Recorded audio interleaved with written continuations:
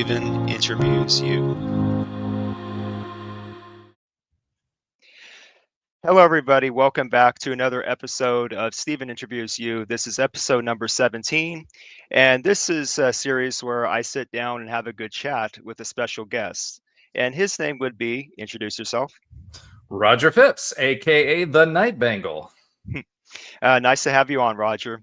So let's get started with let's just start with a simple question. The Knighted Ones podcast. Uh, you do that to cover University of Central Florida, UCF. So basically, what inspired you to start making YouTube videos in general? Wow, YouTube. It's interesting because I started in podcasting in I think it was 2011, and we were doing audio only, and that transitioned to radio and a bunch of other things. But we never bridged the gap into YouTube at the time, right? And I actually have some video production at one of the companies I own is a marketing company that does video production. So I've been talent in front of the camera, I've been audio. So I'm used to being on camera. And there wasn't really anybody in UCF land that was doing live shows and YouTube shows. It was all traditional podcasting with audio. And so we wanted a different way to connect with the audience. And, you know, it's a great way for people. They see us on social media and stills and maybe short video clips that you put on there, but to actually watch that interaction, they become engaged with it. And when you do the live shows, then your audience gets to be a part of the show. So we actually allow them to put in commentary in the chat, and then we'll bring it up on the screen. We'll talk about it. And so they get to be a part of the show live as well. So for me, it was just that next level. We had a call-in show. Like we try to do call-in stuff years ago. And unfortunately, the audience participation on the podcast was good around game days, but in the off season, when football season was off, there wasn't as much participation. But with YouTube, people tend to, it's kind of like watching your favorite TV show. We actually have about 18% of our viewers. We get about 17,000 views a month. And of those, 18% of them actually watch us on TV, which is nuts to me. But it's a better way of interacting with your viewers. It's a better way of interacting with people. It allows them to be part of the show. And, for us, it's a whole heck of a lot of fun. So it's just 5 guys who know sports, get to chat and do what we would have otherwise done if we did it over a beer at a bar or if we were talking in front of the camera. That's great. So speaking more about UCF, University of Central Florida, the Knights, you are a UCF fan. Could you tell me about the backstory of how that came to be, of how you became a UCF fan for sports in general? What was that like? Yeah, so I'm a military brat. We moved around everywhere, went to 3 different high schools in 4 years, right? My dad's side of the family is all from Ohio, actually, Cincinnati area. So I grew up an Ohio State fan for most of my life. And then we moved. My mom's German, so we had a bunch of friends that they knew in the military that moved to Orlando. A lot of people retired there. They had a naval base there. So we moved to Orlando, and that's where I did my senior year. So at the time, I was thinking about what I wanted to do with my life, and I had a few choices. I was thinking about pursuing something in international relations. And then my first passion was always space and engineering. So I decided on an aerospace engineering track and for my undergrad, and UCF produced the most engineers for NASA and for the defense industry as a whole in the entire country. It was a university founded in '63 to support the space program, which is why we have such a big space theme, right? That's literally why we were founded. We have a space grant. So when I looked around, I'd applied to a few different schools. I got into UF and Ohio State, and which also has a great engineering program. But as far as placement and getting people where they needed to be, that was the best place for me to be. So I started at UCF in '99 out of high school. And I started kind of getting into it in '98 when we moved there, and that was the tail end of the Dante Culpepper years. I don't know If you're familiar with Dante, but he was a budding star out of UCF. Mike Sims Walker, just a bunch of guys that you would know, and so they were doing really really well. We went from, I think we were still in the MAC at that point. We were independent, and then we went into the MAC, and started getting into it then because I knew I was going to be at the school. And then while I was at school, obviously I got even more into it, and then it just kind of snowballed from there. And my ex-spouse, I met her going to school there, so she was a graduate as well. The kids grew up as UCF fans, going to football games, basketball games, and everything else. So it was Orlando's hometown team. It grew quite a bit even since I was there for my undergrad. In '99, we had 32,000 students. Now it's 69,000 students, and we're playing in a Power 4 league. So, it's that growth and that trajectory. It was always frustrating but fun to be part of it as a UCF fan, because we moved conferences every 8 years. 7 to 8 years moved up in conferences. So it was frustrating because you're going to a new conference and then you got to learn how to compete. And then we constantly had this chip on our shoulder where everybody in the state of Florida, or in college football, everybody heard about 2017. And even in 2013, when we beat Baylor for the first time in our Tostitos in the Fiesta Bowl, there was always this chip on our shoulder how UCF was never going to win. They never had a chance, kind of looked down upon. And so it was frustrating because you were constantly fighting for relevance. And then at the same time, when you had these milestone markers, you got to celebrate those. And there's very few fan bases. I mean, Ohio's been around a really, really long time. The Bobcats the football program has been around a really long time. We didn't start playing football till '79, and that was in Division III. So we went Division III, Division II, Division 1A, Division I, and now into a Power 4 independent, and then to a Power 4 conference. There's very few fan bases that get to see that rise within one lifetime, right? And so for us, it was frustrating but fun to watch that, and it kind of got you closer to the team because it was like an us versus them mentality. And then now you've got kids going, because I'm 44 now, right? And so now you've got a second generation that's now going to UCF, and they've grown up as UCF fans instead of a UF fan, but we're going to UCF, and I still cheer for UCF, but UF is my primary football team because they're a power team and they're relevant. That's transition now. And so it's been fun to be part of that ride. It makes you closer to the team. You go through the ups and downs with them. That's why UCF fans are so vocal on Twitter, because there's that constant chip on your shoulder. They have the Twitter mafia.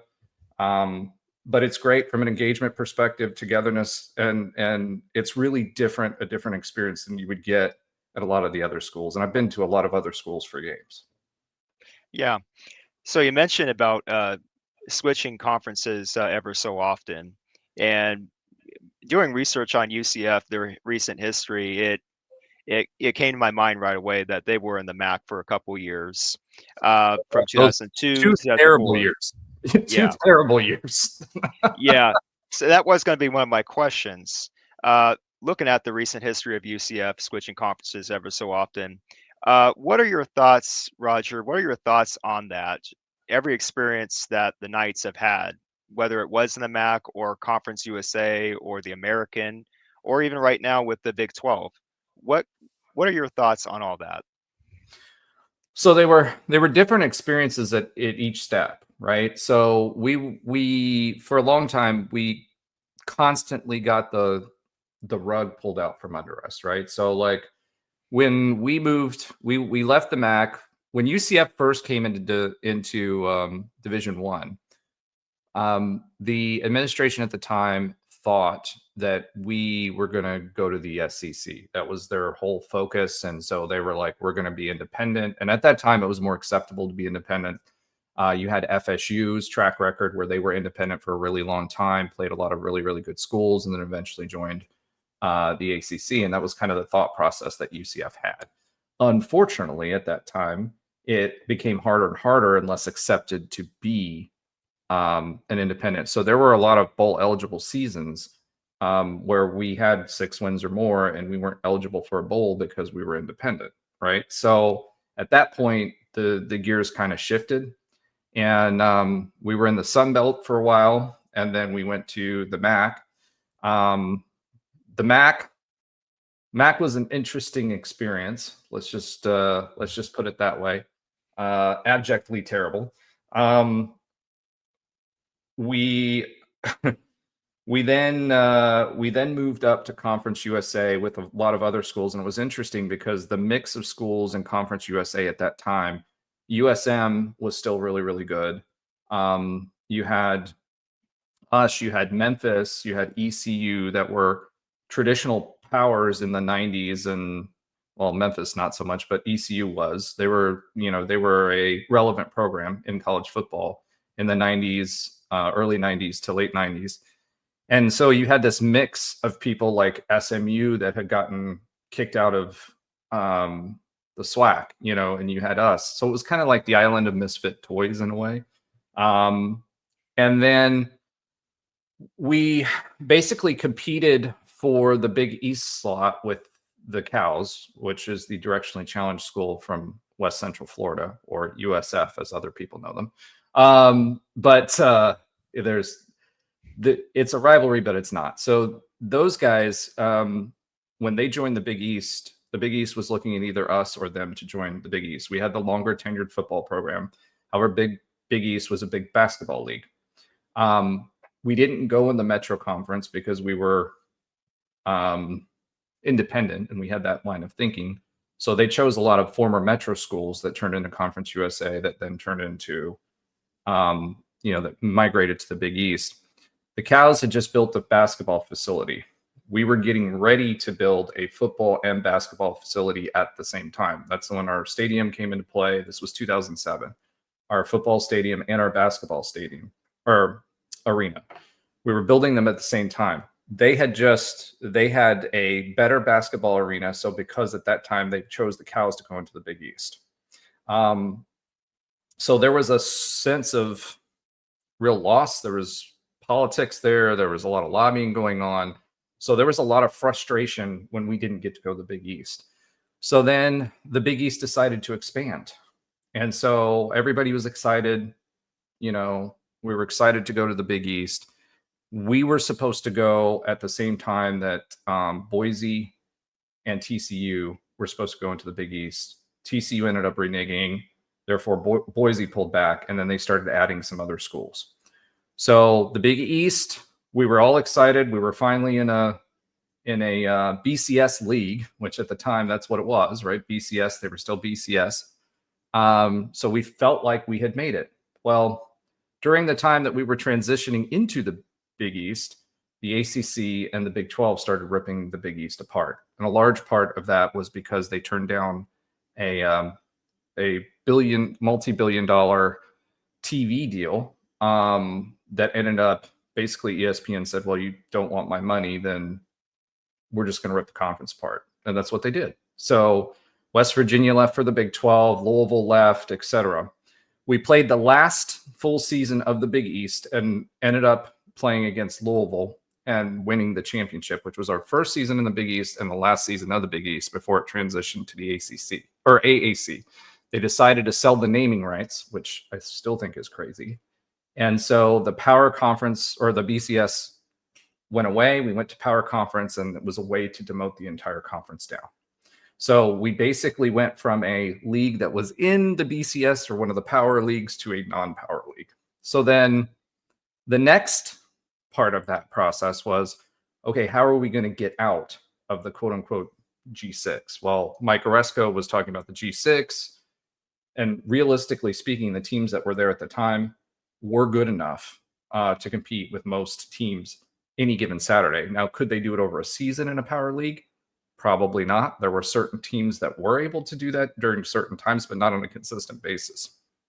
So at that time, it was all about lobbying for the Big 12 and trying to get back into a quote unquote power league.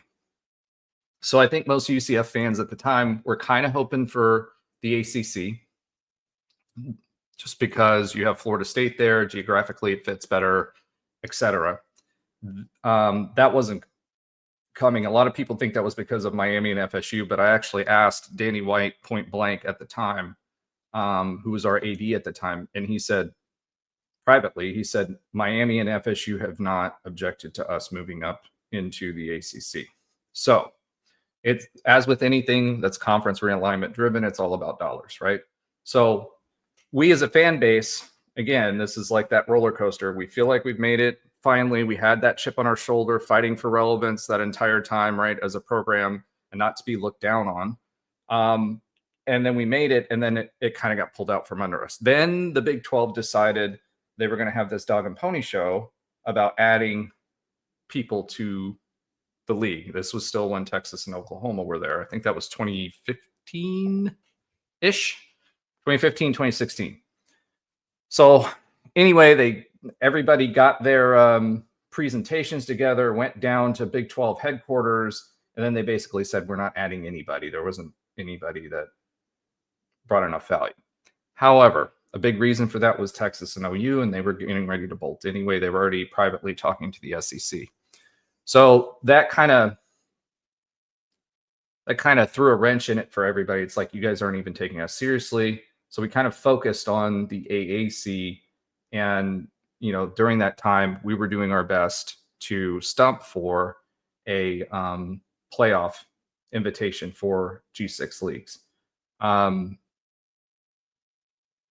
The reason I feel like that happened was because there was such an outrage about that. They still talk about the 2017 Natty Championship season, which, according to the NCAA, is an official championship indicator, right, by the Colley matrix.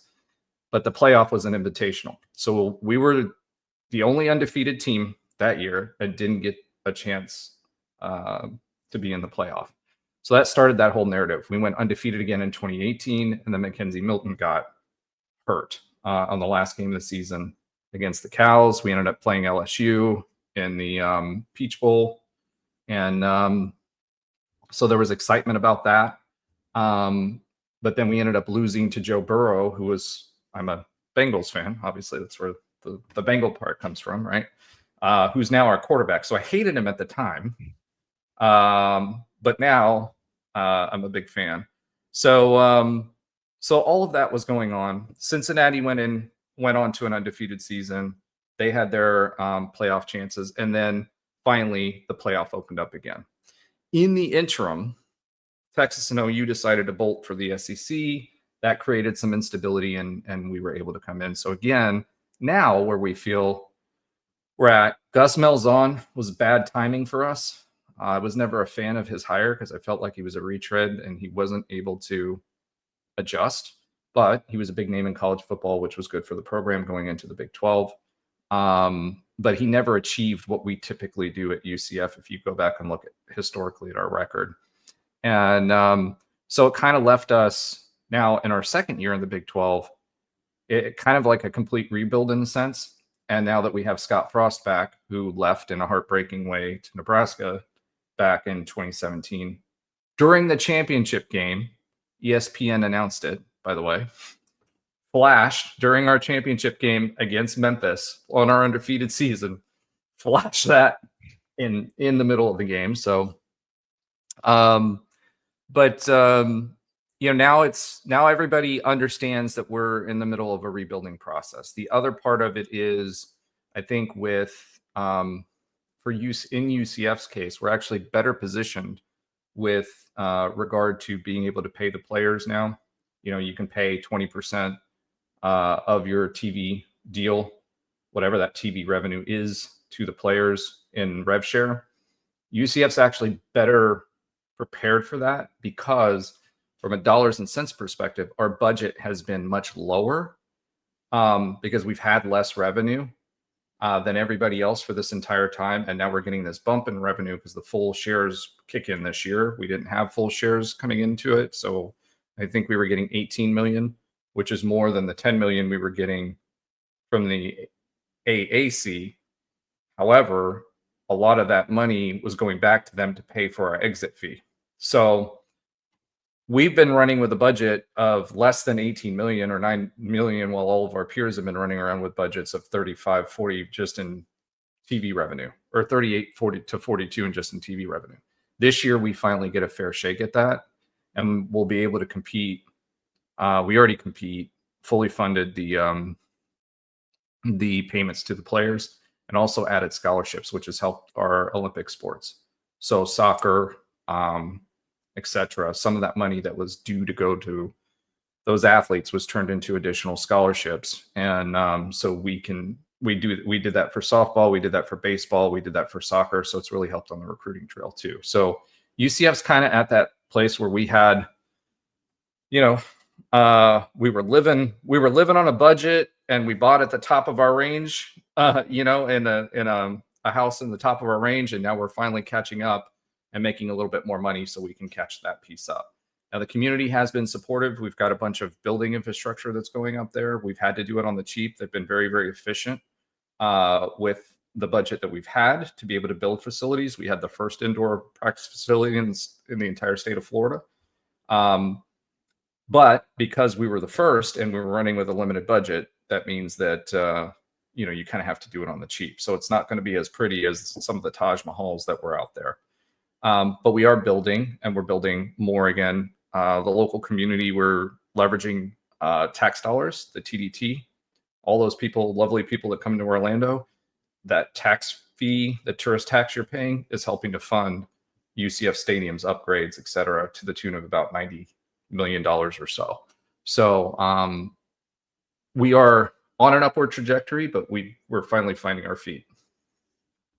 Yeah, that's really impressive. Just listening to that, the budget for the UCF Knights, as I recall, the budget for my team, the Ohio Bobcats, it's only around $35 million, I think. So just to hear those numbers that you put out, very impressive stuff. Really, Yeah, very impressive stuff. and so the last year's budget, I think, was 98 million. But now Okay. with the full, now that we're getting full share of our full share of the TV revenue, that should jump to somewhere around 115 to 120 million. So the good news is, if you look at other power programs, that puts us right in the middle of the pack of the power programs. It's not something like Texas, who's pulling in close to 300 million, right? But it still allows us to be competitive, which UCF has never had a budget advantage. We always punched above our weight class. Yeah. So you mentioned quite a bit about the 2017 season and Mm-hmm. how special of a season that was for UCF, as we all know, undefeated and national championship claim. Uh, could you take me through that season, 2017, what it was like to be a UCF Knights fan throughout all that from beginning to end? What was that like in 2017? So before you talk about 2017, I want to mention a couple things about 2016. So Okay. 2016 was Mackenzie Milton's first year. Mackenzie Milton was a very special football player, and he's a very special person to Knight Nation. One of the things that the 2017 team had, and we actually have one of the 2017 team members on our podcast. He's one of the members. We have a former basketball player from UCF, and then we have Trey Neal, who was on that team, a starter. And you've got to remember that in 2015, believe it or not, George O'Leary got fired. He was AD/head coach, right? Got fired because this team went winless, right? In 2015. In 2016, we started building some of those players and bringing up some of those other pieces that we were missing in Mackenzie Milton, et cetera. George O'Leary was very, very good at coaching NFL players. He put a lot of people in the NFL from a quote unquote G6 league and before. He was also very, very good on preparing players to practice the right way and do game prep the right way and do the fundamentals. And he really preached toughness. So when Scott Frost came in and they started in 2016, he was able to take the culture piece or the players coach piece, sprinkle that into that existing group, because people forget that we had a lot of those players were the same players that went winless in 2015. Came back 2016. We saw progress. We went to the Cure Bowl that year. We were a bowl team after going winless. We went to the Cure Bowl, and Mackenzie Milton really was still learning and played a really bad game. We played Arkansas State, who is the AD, who is our current AD was Arkansas State's AD at the time. So college football is a small world. So anyway, we lost that game at home in Orlando in the Cure Bowl. So at the end, or towards the end, everybody's favorite quarterback, of course, is the backup. So there was booing and calling for Mackenzie Milton. He's a freshman. He started playing more towards the middle of the season because our starter had gotten hurt, and just really showed out. And you saw the flashes throughout the season. And so he got booed. He actually went to Hawaii. He went back home because he's from Hawaii, and he cleaned out his locker and he wasn't going to come back. That was at the end of 2016. So Scott Frost flew to Hawaii, talked him into coming back, because Scott Frost actually did a similar thing. He left Stanford. People forget that, and then went to Nebraska. And so Mackenzie Milton had to come back in 2017 and earn the respect of the locker room. Scott Frost built, he had the leadership council, the leadership council in the team. He was very big about team led. He had certain things that he was very, very strict about, but mostly it is building team culture and team leadership. So he wanted his players out there directing traffic and saying, hey, you're screwing up. You need to fix this or fix that or whatever, and having a close enough bond so that they were making those fixes without arguing or getting into fights or doing, taking their mind out of the game.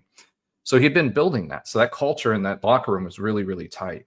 And then Mackenzie Milton comes back in the mix, and he was ostracized for a bit. So you think about this, the same quarterback who ends up being beloved by UCF fans everywhere, beloved by his team. He's average size guy. He's 5'10", 5'11", 185 pounds. So he's not a big quarterback, and he liked to run the ball, but he had arm angles that he could throw, and kind of very much like, think about Chiefs quarterback when he was at Texas Tech, right? Very much the same type of style of play. So he could do a lot, and because of that, he was successful. So at the beginning of that season, you had a quarterback that was ostracized and a lot of players that were super tight. So eventually he earned his way back in. For fans, we knew that Mackenzie Milton was going to be special based on the things that he did on the field and the things that we saw in practice, because practices were open back then. He just wasn't there yet, right? So 2017 season, there were expectations that we were going to improve on that 6-win season. Did anybody think we were going to go undefeated? No. I mean, there are certain people that are irrational. It's very hard to go undefeated in college football, let alone, more than once in a row. And we did it twice in a row. But we started that season, didn't know what to expect. A lot of those games, and what was special about that team, is no matter what happened during that game, that team had the confidence and the swagger that we were going to put the offense back on the field, the defense was going to make a play, and we were going to win the game. They never thought that they were going to lose any of those games. And so that thought process started building that confidence over time, and a mix of those players that had developed, had put in the hard work, were pushing in the film room, were working on technique in the summers and the off seasons, and all of that rigidity about the program, or the good things about George O'Leary's program, started mirroring with the play loose. You know how to play football, go for the big plays. You combine those with the confidence that, hey, no matter what happens on the last play, we're going to go score. We always took the football first. We always went for two. It just breeds that confidence, that swagger. And so that team developed that throughout the season. And as they won more and more and more and more, not only did they develop it, but the fan base did. Did we expect to go undefeated? No, but the closer it got to going undefeated, you were almost more nervous about the letdown, if you did lose a game beforehand. And so then we go into the bowl game. So the bowl game was against Gus Malzahn and Auburn. Auburn had, and the whole reason this 2017 thing came into play, at that point, a lot of people were really, really angry that the playoff committee was not giving us a shot in the playoffs as a fan base. Obviously, undefeated team, only undefeated team. The team that we were going to play was Auburn, who had beat Alabama, who eventually would become the playoffs invitationals champion, right? Nobody else had defeated them except for Auburn. So Auburn ends up playing us. We end up beating them handily in the bowl game. And so Danny White walks onto the field, and I talked to some of the communication staff internally. Danny White was a big thinker, and he was our AD at the time. He was also a master showman, and he was a strategist. And so he walks onto the field, and as the camera after the game catches him walking off the field, and he goes, "Natty champions." So that started everything. We did not know yet from the Collie matrix that we were going to end up being number one in that indicator. However, Danny did. They were having internal dialogue and asking if there was a way that we could be a national champion with that indicator. So they already had that in their mindset. But he went unscripted and said it on national TV, and then it just blew up. And everybody, there was this argument, and there was, you had the idea of a Cinderella team that didn't get a chance, even though they were undefeated, etc. So that lasted for a while, and there was this whole argument that was kind of overshadowing the playoffs. So you had a lot of very, very vocal and angry UCF fans screaming at the top of their lungs about this. And then the Collie Matrix came out at the end of the season. It's a national championship indicator recognized by the NCAA. It's in the rule or in the history books as a national championship for UCF. And ever since then, there's been this perpetual battle, right? And I think what people don't understand, it's not the national champion, because college football has had multiple national champions throughout its history. You've had an Alabama team that had 4 losses that claimed a national championship, right? So the playoff was an invitational because not everybody had access. Do I think that that UCF team could have made a run for a national championship in the playoff and won the whole darn thing? Yeah, I do. They were that good. So, so they didn't get a chance. So it's really a national champion, right? Just like it's listed in the book. Alabama is a national champion because it is not an NCAA regulated championship. The NCAA rule books have certain things. The invitational is an indicator, as is the Collie Matrix, as is a few of the others. That's how it's always been. So Alabama is a champion, and we were a champion. Had we played Alabama in the playoffs, I think we had a good shot at winning them. So a lot of angst, a lot of anger, a lot of whatever, right? To the point where there were certain UCF fans, and I know who did it, were flying banners over Alabama's football games, right? That were basically saying, we want Bama, right? All over the place. I mean, imagine a little airplane with the big long banner that says, we want Bammer. Like that's how crazy it got. So then we go into the 2018 season. And so the expectation is, what happens if we do it again? Right. And the reality of it is most teams can't. Right. So we get all the way to the final game of the season, of the regular season. We end up playing the Cows. We play them on a Black Friday game. It was there's a lot of history there as far as rivalry for both schools, and both of us are young, but a lot of bad blood. And if I talked about that, we could talk at least 30 minutes on just that. But one of their team members ended up injuring Mackenzie Milton on one of the last plays. He was just running out of bounds. The defender went for his knee, helmet to the knee. He almost lost his leg. Thankfully, he was in Tampa. We were playing in Tampa, and one of the best hospitals for that is literally right there. And we have Jewett Orthopedic, which is a big UCF supporter. They're one of the best ortho institutes in the entire country. So one of the best doctors was one of Mackenzie Milton's doctors. So basically, what had happened is when it dislocated, it ripped the blood vessels and everything in there. So there was no blood going to the lower extremity. So you had to get that repaired. Otherwise, you lose all feeling in the leg because the cells die, or they just have to cut the leg off. And so luckily, nobody knew what was going to happen, etc. So then our backup quarterback comes in when we play LSU. So he comes in, finishes the game against the Cows. We beat the Cows. We're undefeated again a second time. Now it's like, okay, you've got 2 undefeated teams in a row. Is there going to be a chance at the playoff? And so at the time, what they were saying was, well, you guys don't have your starting quarterback. You have your backup, so you don't deserve a chance at the playoff. You're not going to be able to compete like you were before. That was the narrative, right? From the playoff committee. So we didn't end up going again, right? And we ended up playing LSU. We were winning we were winning most of the game. Joey Connors knocks out Joe Burrow. Literally, it was an interception, I think, and Burrow was trying to go after the guy who was carrying the ball, and Joey Connors just blocked him and knocked him completely out. I mean, they came out with smelling salts, the whole 9. He shouldn't have gone back. In this era, he wouldn't have been back in the game.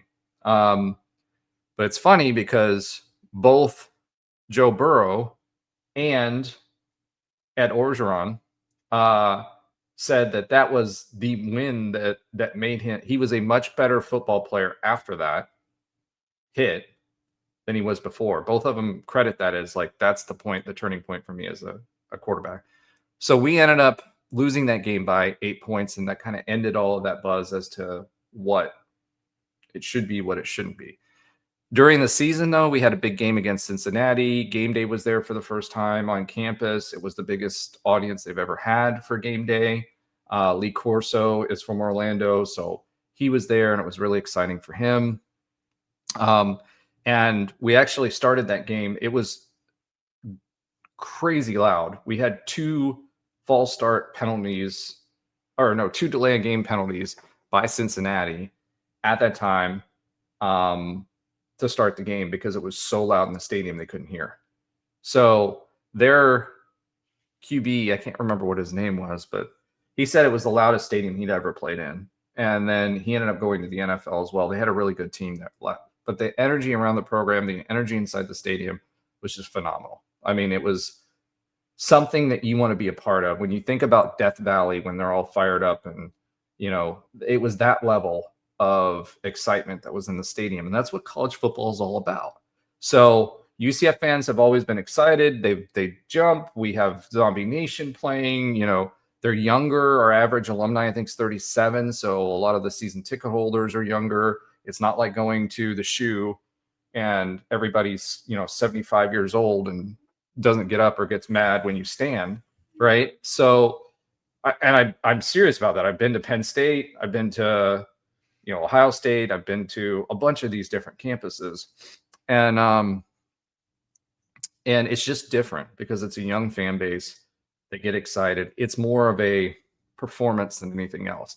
Now, as of late, the last year or two, there was a lot of excitement going into the Big 12. However, the challenge has been that Gus Malzahn basically killed a lot of that excitement and that swagger that we had. With the 4-win seasons that he's had the last 2 years. And so there's less swagger in the stadium, but the fan base is still excited. It's just like it's pent up waiting for us to get back to who we are traditionally. So generally speaking, Orlando, Florida, the area of Orlando, Florida, obviously supports UCF Knights. Right. What is it like, basically speaking, about the culture in Orlando, Florida, as a college kind of place? What is it like in Orlando getting ready for a UCF Knights game? So it changed, right? So when I was going to school, originally, we played in the Citrus Bowl. So we were in downtown Orlando. The Citrus Bowl has gone through a lot of renovations over the years, but it was in a bad part of town. It just, it wasn't great. The game day experience is different. UCF, it's hard to explain unless you've been to campus.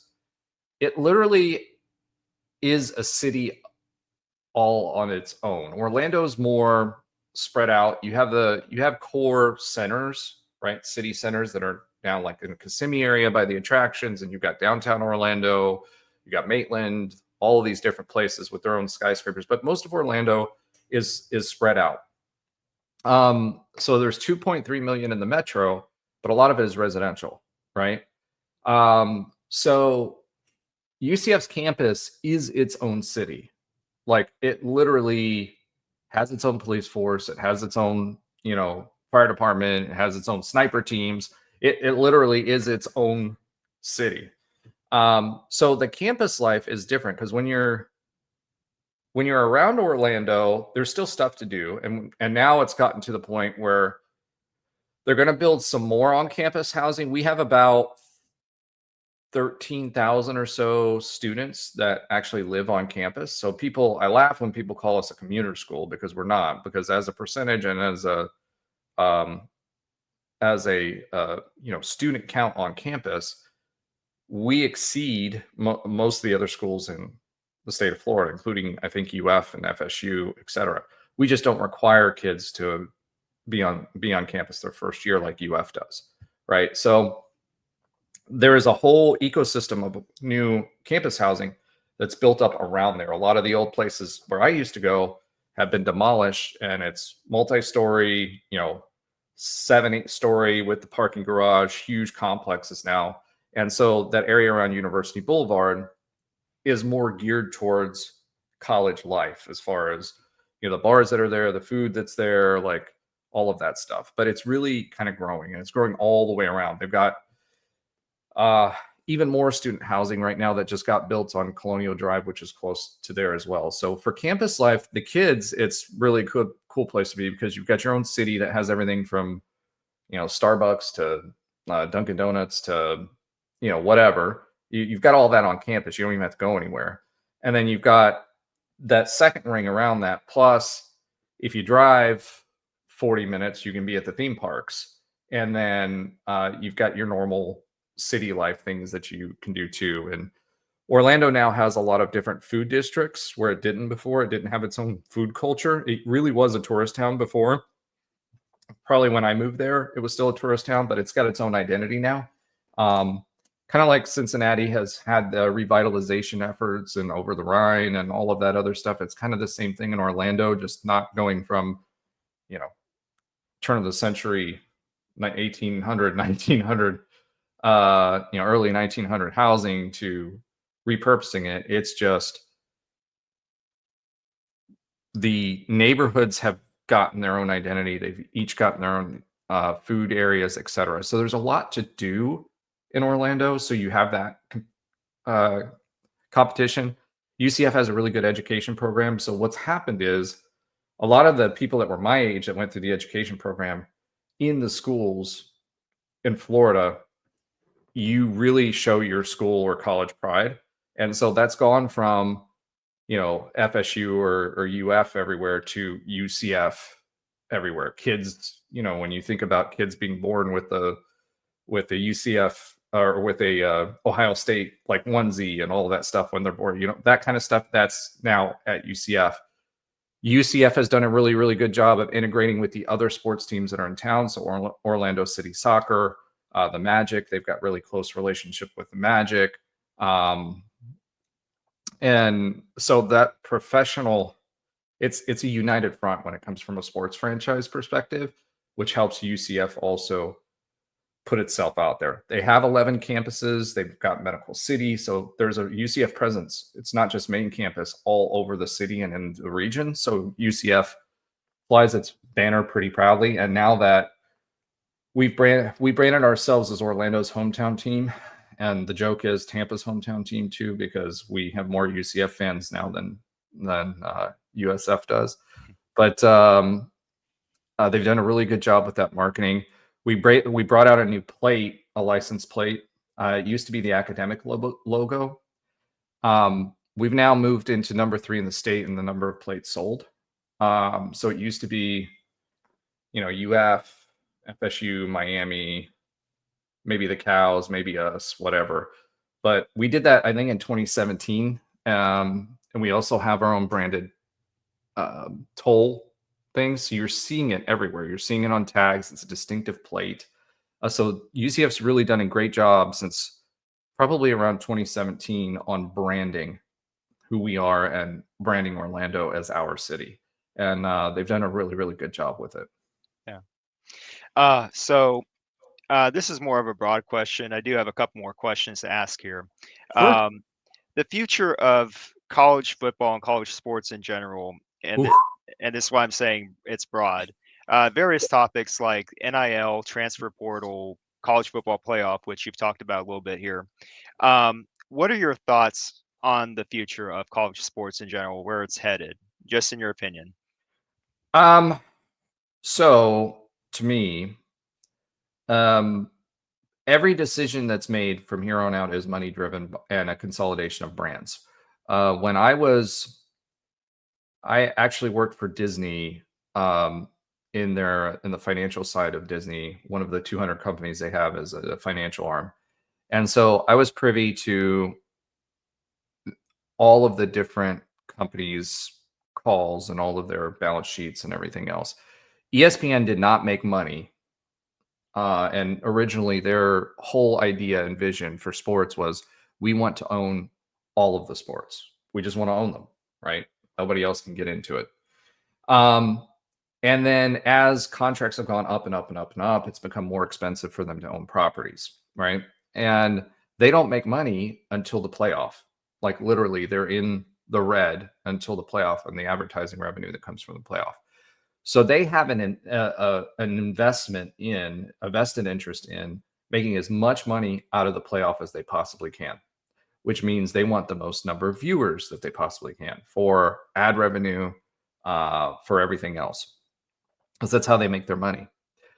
So ESPN has done the smart thing as far as that's concerned, is they're investing in fewer brands because it's more costly, and they're investing in the brands with the highest viewership. That's why the SEC went from CBS to the ESPN. Fox, they've consolidated brands under their umbrella, the ACC and the SEC, in order to do that. Now, I know that's a lot, right? But the whole purpose for this is the decisions that are being made are not being made in the interest of college football. They're being made in the interest of the schools that are the highest, the biggest brands can get paid the most. And in order for them to get paid the most, there has to be consolidation because there's not more money for ESPN and Fox to go get. They're not building bigger fan bases. So the byproduct of that is there's less, and you saw it in the playoffs, you see it on game day, you see it on everything else. There's less focus on college football as a whole, and there's more focus on the brands that they're trying to promote so that you get the most viewership and the most ad revenue and the most dollars. They're highlighting the brands that they have. It's a business.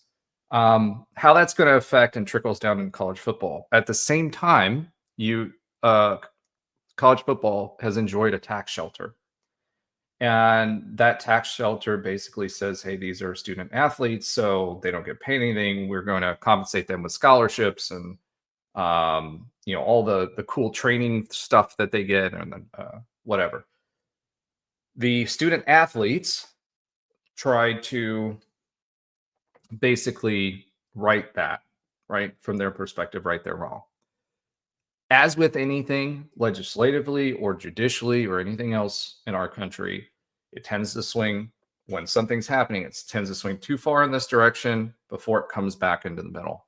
So what you're starting to see with that is now that the lawsuit has gone through, there's a rev share program in place. I feel like the transfer portal is another big piece of that. And then you've got NIL.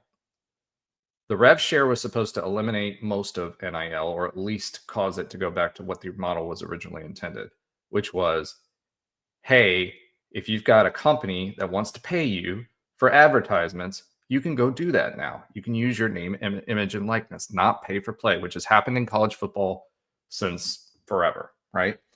Now that the rev shares come in place, we have, I think a good thing is that we have more NCAA oversight on NIL. that originally was supposed to be struck. It's come back into existence, but at least there's more oversight on it. That's good.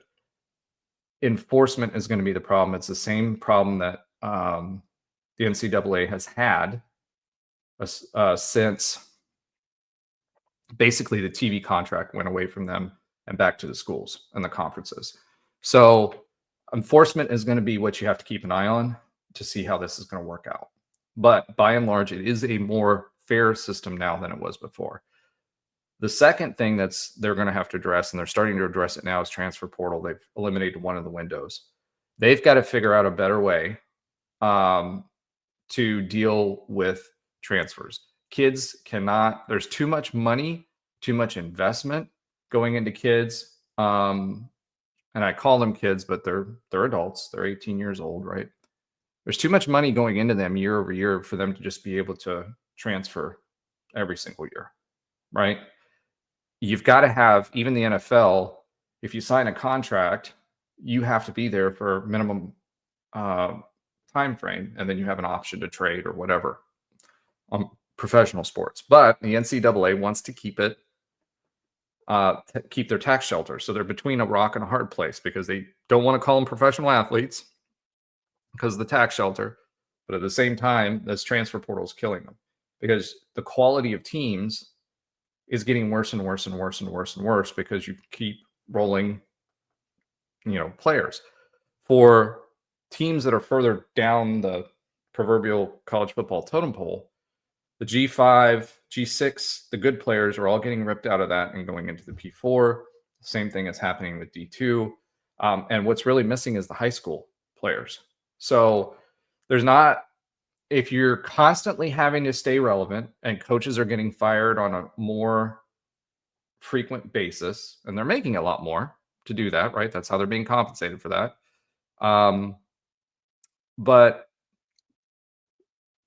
if you have more turnover, higher expectations, that means more transfers. The more transfers you have, you don't have systems in place, et cetera. There's just more change, more coaching changes, more scheme changes, which means you have to recruit different players, which means that now you've got to go to get them in the portal because you can't recruit them or keep them long enough.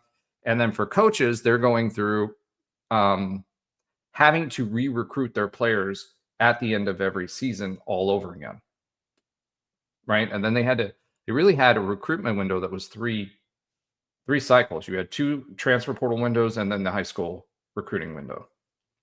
So I think that's going to get solved. They've narrowed down the transfer window. I think the next step that they're going to have to do is they're going to have to put some sort of minimum where they have to stay for a period of time. Now some schools have been trying to do that with penalties in their contracts. But then you have the next school that's just going to pay for that anyway. So I don't care if I have to pay you back because I'm going to make more money at this school and I'll just, pay you off and net. So that's something that has to be resolved. That's not. So where I see the future of college football going is not some sort of separation. I think there's going to be continued contraction from the dollars and cents perspective on consolidation of those brands. You've already started seeing some of it. Stanford almost got left out.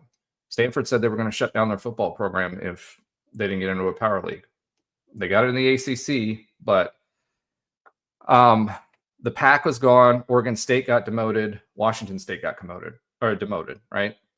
So I think you're going to see a little bit more of that. And I honestly think it's going to be the ACC.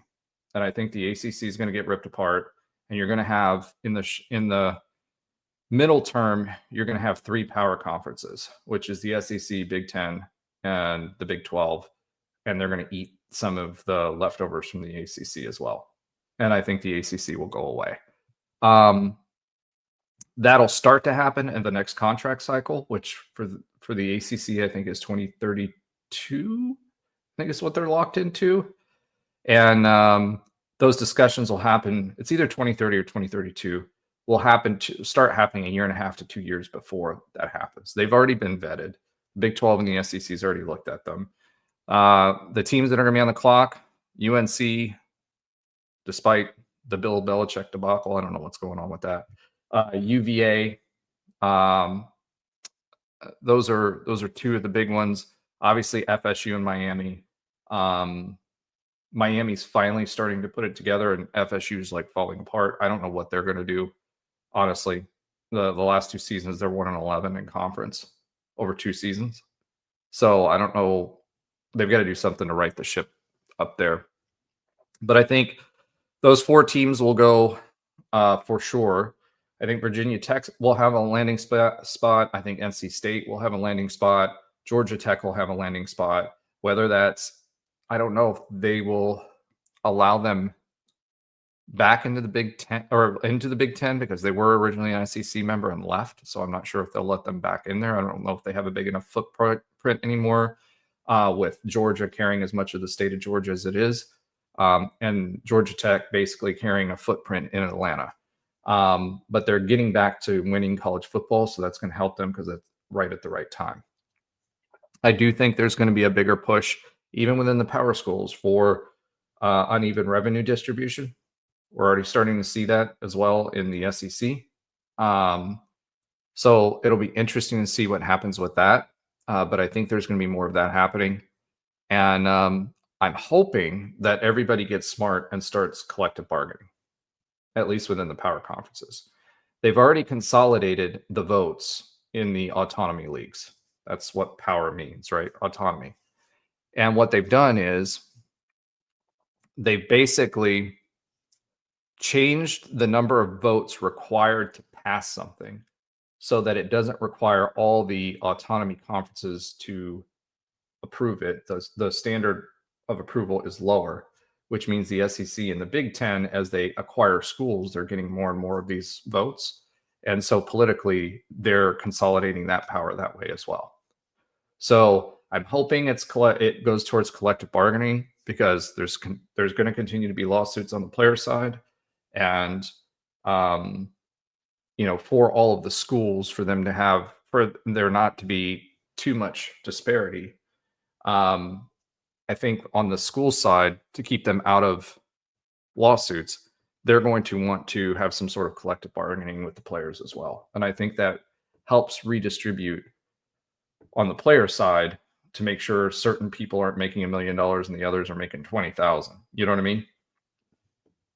Average quarterback, I think, in the Big 12 was making somewhere around 1.8 million this year for a college quarterback. So there's got to be some collective bargaining if it really is about the student athletes. The student athletes have to think about all the student athletes, not just the few. So I think there's going to be some pressure there because they're already starting to consolidate there for them to work through the collective bargaining there as well, because there's just too much disparity right now. So we covered a lot, but I do think NIL is here to stay, but I think it's better governed. Question is going to be enforcement. I do think that there'll be further consolidation in the power conferences. I think there'll be one less power conference within probably 5 to 10 years. And I think it's the ACC that's going to go away. I think that rev share is going to continue to increase. I think that coaches are going to continue to get paid the way they are because their life cycle is shorter. I think they're going to need to, and they're already starting to attack the transfer portal.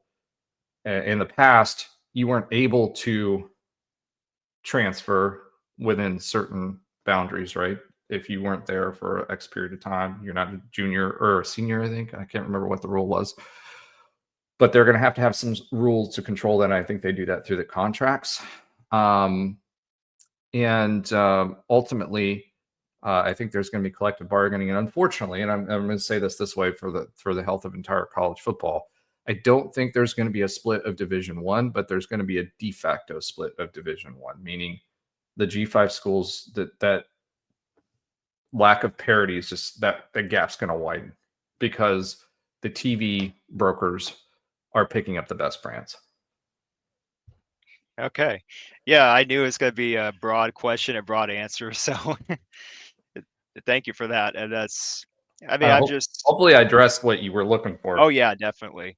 Definitely. I've asked the same question to other people in the past. So yeah, I do think there's going to be considerable changes in college sports going forward. So a lot of what you just said. So, one more question before we wrap this all up. Going back to your channel, the Knighted Ones, Hmm? um, what are some, if you can say anything about this, what are some of you guys's your future plans for the channel? What do you got planned for that? Yeah, so there's a lot of things. We are not monetized on purpose. We don't want to be monetized. We're not doing it for money. Um, I think that we've had some help with interns before that have helped us in some of the production stuff. But enhanced video production is one of the things that we're going to be working on, especially post production. In another thing that you have to be competitive is you have to have some sort of graphics or something in the middle of the show. So we're going to work on adding some of that. It can't just be a podcast because it is visual, and on average, YouTube viewers are their attention spans 12 minutes 12 minutes, maybe 15 minutes max. So there's going to be some changes there to help along with that. Most people view all of our show, but they chunk it up. Um, so better social media presence as well. It's something that all of us guys are older. We've all got kids and responsibilities and all that stuff. So social media, unfortunately, is neglected. Um, we're going to be consolidating. Um, we're going to be consolidating our old podcast Twitter account and social media accounts, which had a lot of followers. So that'll boost that up as well. So we'll welcome back a lot of followers back to the new version of Nightline, which was the original podcast. Um, and then as far as other changes are concerned, I think right now we've got a pretty good balance of keeping all the different sports within one show, but I think there's going to be a move to split some of the shows up to different times to be able to accommodate shorter shows with more frequency that are more focused on specific things instead of putting them all together. I mean, it works right now, but I think it could be better from that perspective. But the biggest thing is just and then merch. We've got a pretty good logo, the TK1 logo. Everybody's been asking for merch. We were in talks with someone for merch, but they kind of disappeared. And I think a white with Canaveral blue logo with a hoodie or shirt or sweatshirt with the TK1 logo and the Knighted Ones along the side in block letters. I think that's going to be pretty clean. So I'm excited for that too. Yeah. So I will be including the link to the Knighted Ones YouTube channel in the description box below for you guys who are listening to this right now. So you guys can check it out. Roger and his crew, they do a good job putting out podcasts, putting out shows for UCF Knights sports. I highly encourage you guys to check it out when you can. Thank you so much, Roger Phipps, for being on my show, for being, yeah, participating in this. So I really do appreciate this. I got a lot out of this for UCF sports in general. I appreciate that, both for the opportunity and for saying that. There's a lot of gray hair in this beard, and what you're hearing. I think what you'll find is most UCF fans, because we've been fighting the good fight for so long, is probably the average fan is more informed than the average college football fan is, right? We pride ourselves in that, and for us, we do it because people enjoy it. We have other podcasts on. We talk to other guests. That's part of the Big 12 huddle and the college huddle. That's been so great for us, is it gives us access to other teams instead of having to try to reach out to someone and get them. We have a team of people that we can collaborate with on different things, right? So if you're a Big 12 fan, but you may not be a UCF fan, you'll still find us participating in the Big 12 huddle and other things as well. So, the other thing is, if you do check out some of our shows, make sure to comment, even if you're giving us a hard time. We respond to all of them. We have a listener love section or a segment that we do. And so we incorporate that into what we do into the show as well. So, if you can, obviously follow, but also comment, because we really, really do appreciate when you are part of the conversation. It makes a whole heck of a lot more fun. Yep. So I will include the United Ones YouTube channel, the link to their channel down below in the description box. And yeah, this has been a fun event, Roger. Thank you so much for being on my show. It's my pleasure, Stephen. Thanks for doing it, and thank you for asking me. I really do appreciate it. Yeah, so with that, that concludes episode 17 of Stephen Interviews You. And there will be more interview related content here soon enough on my channel, SCV Castle. Thank you so much, guys, for watching. Go Take care, Knights! guys.